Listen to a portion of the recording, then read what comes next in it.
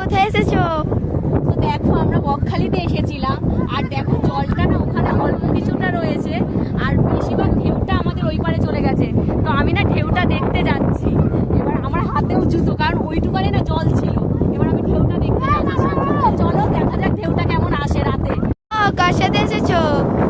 আজকে আমি বকখালি এসেছি, আমি আমার প্রতিটা স্টুডেন্টকে এনেছি, ঠিক আছে? তো এরকম ঘুরতে যাওয়া আমি প্রায় দিনই করি, প্রত্যেক মাসে আমি একটা করে ট্যুর করি, সেটা কলকাতা সায়েন্স সিটি হোক কিংবা ইকো পার্ক হোক বা মৌসুমী আইল্যান্ড হোক। তো আগের বছর আমি মৌসুমী আইল্যান্ড ঘুরেছিলাম, আর এবছর আমি বকখালি এসেছি আমার স্টুডেন্টদেরকে নিয়ে। তো দেখো আমার স্টুডেন্টরা ওইখানে গেছে জলের মধ্যে রাতে সি বিচে পা ভেজাতে বকখালি সমুদ্রতে। ঢেউ দেখতে পেলে বকখালির? হ্যাঁ দেখো ফাইনালি আমরা অতটা হেঁটে হেঁটে এসেছি, এই যে শেষমেশ এইখানে জলটা দেখতে পেয়েছি।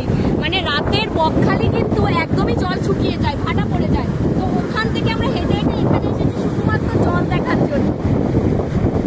কোথায় যাচ্ছো? এবারে দেখো সমুদ্র অনেকক্ষণ ছিলাম, এবারে ওদেরও পা ব্যথা করছে, এবার একটু গিয়ে হোটেলে রেস্ট নেবো, তারপরে আবার খেতে বেরোবো। তো চলো যাওয়া যাক। এখন কোথায় যাচ্ছো? তো দেখো আমাদের বকখালি পুরো ঘোরা হয়ে গেছে, ঠিক আছে? আমরা তো একদিনের ট্যুরে এসেছিলাম, এবার বাড়ি ফিরছি সবাইকে নিয়ে। আবার কবে আসবো জানি না, দেখা যাক। এবার চেষ্টা করবো আরো একবার বকখালি ট্যুর করতে। খুবই ভালো লাগলো এখানকার মানুষের ব্যবহার সব কিছুই। তো সবাইকে নিয়েই চলে যাচ্ছে, এবার বাড়ি যাওয়া যাক, অনেক ক্লান্ত ঢেউ খেয়ে। কোথায় এসছো?